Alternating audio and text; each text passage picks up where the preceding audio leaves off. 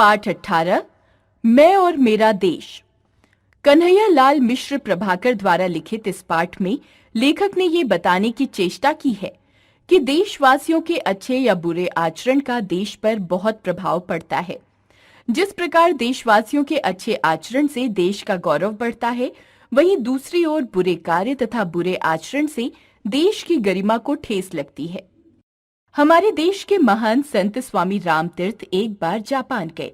वे रेलगाड़ी में यात्रा कर रहे थे। एक दिन ऐसा हुआ कि उन्हें खाने को फल न मिले। उन दिनों फल ही उनका भोजन था। गाड़ी एक स्टेशन पर ठहरी। वहां भी उन्होंने फलों की खोज की, किंतु पा न सके। उनके मुंह से निकला, जापान में शायद अच्छे फल नहीं मिलते। एक जापानी युवक प्लेटफॉर्म पर खड़ा था। उसने ये शब्द सुन लिए। सुनते ही वह भागा और कहीं दूर से एक टोकरी ताजे फल ले आया। उसने वे फल स्वामी रामतीर्थ को भेंट किए और कहा, लीजिए, आपको फलों की जरूरत थी। स्वामी जी ने समझा कि ये कोई फल बेचने वाला है। उन्होंने उससे फलों के दाम पूछे, पर उसने दाम लेने से इनकार कर दिया। बहुत आग्रह करने पर उसने कहा कि आप इनका मूल्य देना चाहते हैं तो अपने देश में जाकर किसी से ये ना कहिएगा कि जापान में अच्छे फल नहीं मिलते। स्वामी जी युवक का ये उत्तर सुनकर मुग्ध हो गए। उस युवक ने अपने इस कार्य से अपने देश का गौरव न जाने कितना बढ़ा दिया।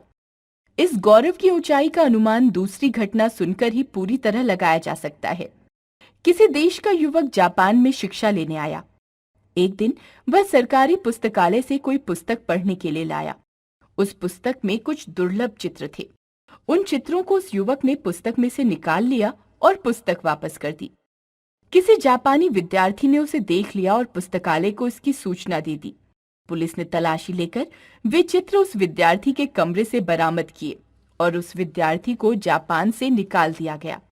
अपराधी को दंड मिलना ही चाहिए, पर मामला यहीं तक नहीं रुका और पुस्तकालय के बाहर बोर्ड पर लिख दिया गया कि पुस्तकालय में इस विद्यार्थी का प्रवेश तो वर्जित है ही, उसके देश के निवासियों का भी प्रवेश वर्जित है।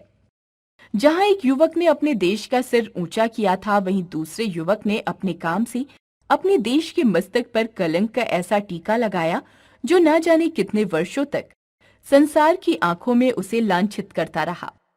हम यह समझ लें कि हमारी हीनता और श्रेष्ठता का संबंध देश की हीनता और श्रेष्ठता से जुड़ा हुआ है।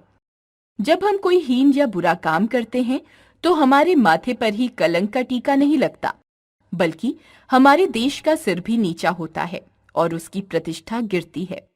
जब हम कोई श्रेष्ठ कार्य करते हैं तो उससे हमारा ही सिर ऊंचा नहीं होता, बल्कि देश का भी सिर ऊंचा होता है और उसका गौरव बढ़ता है। इसलिए हमें कोई ऐसा कार्य नहीं करना चाहिए जिससे हमारे देश की प्रतिष्ठा पर आंच जाए। क्या आप चलती रेलों में, मुसाफिर खानों में, क्लबों में, चौपालों पर और मोटर बसों में कभी ऐसी चर्चा करते हैं कि हमारे देश में ये नहीं हो रहा है, वो नहीं हो रहा है और ये गड़बड़ है, ये परेशानी है? साथ ही क्या अपने देश की तुलना किसी अन्य देश के साथ करते हैं कि कौन सा श्रेष्ठ है और कौन सा देशहीन है? यदि हाँ, तब आपको चिंता होगी कि देश की प्रतिष्ठा को बनाए रखने के लिए हमें क्या करना चाहिए। क्या आप कभी केला खाकर छिलका रास्ते में फेंकते हैं? अपने घर का कूड़ा बाहर फेंकते हैं?